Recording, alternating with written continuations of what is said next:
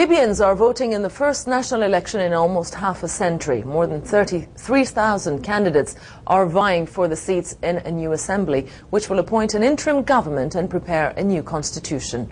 The vote comes amid growing unrest in eastern Libya, where some groups claim they won't be properly represented.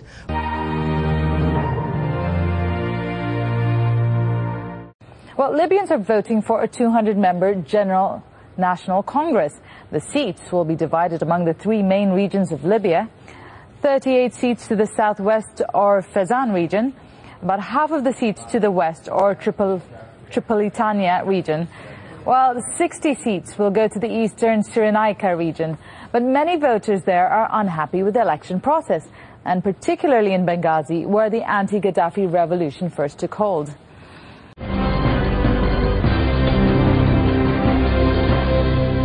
Voting begins on Saturday morning local time. More than 3,700 candidates from 142 political groups are running for 200 seats. Libya had its last parliamentary election in 1952 when it was a monarchy. It had no constitution and no parliament during the 4 decades of the late Colonel Muammar al-Gaddafi's dictatorship. Islamist parties and their liberal rivals appear to have strong support among voters. Citizens in eastern Libya are unhappy that electoral officials allocated more parliamentary seats to the western region that includes the capital Tripoli.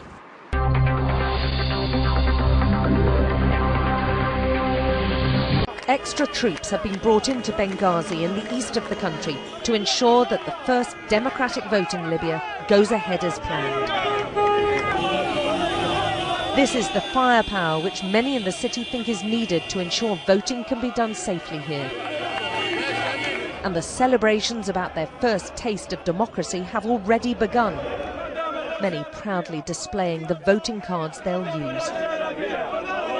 It's a turning point in the history of Libya.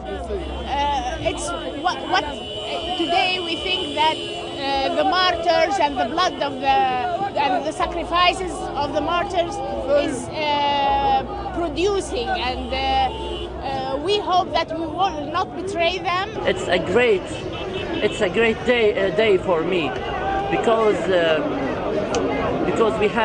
we had victory against Gaddafi, and now we think we are very happy. We can build Libya now. We want to live in peace. We want to live in stability. We want to live in modern life, as other countries, either in Europe or in Arab countries. You know, we miss this, and we are waiting for this day since 42 years back. But there's a different sentiment some 650 kilometers to the east in the port city of Benghazi. It was a rebel stronghold during last year's revolt that toppled Gaddafi, but today it is home to growing unrest, and some here think eastern Libya deserves greater autonomy.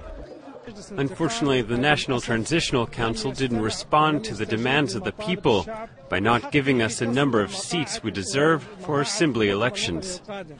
Gaddafi's hometown Sirte flourished under the Libyan leader, but today it still bears the scars of the revolution. The city has struggled to catch up since the regime was toppled. Some residents feel that they have been neglected by the current government. Opinion is divided over the elections. Many campaign posters have been defaced, but some are ready to turn the page. We are voting because we want the country to be at peace. We want stability and security. The country is still without a president.